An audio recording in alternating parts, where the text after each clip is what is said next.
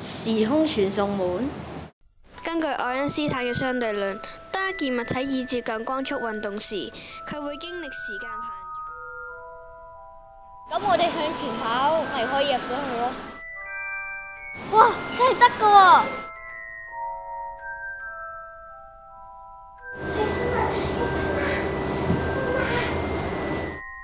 喎！如果考到90分，媽咪就帶我去迪士尼啦。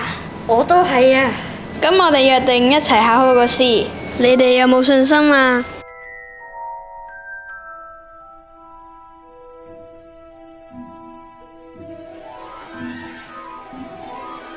如果我可以返去考試之前，或者我可以幫到佢哋喎。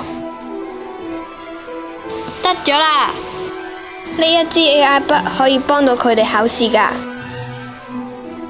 只要對住同一個位置，就可以打開時空傳送門啦！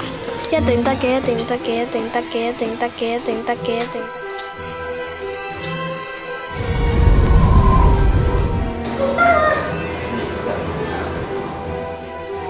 我哋試咗一次又一次，翻到過去想改變，但係最後都係呢個結果。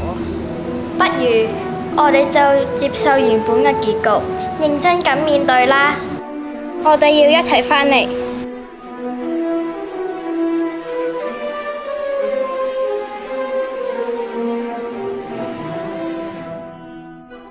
唔得嘅。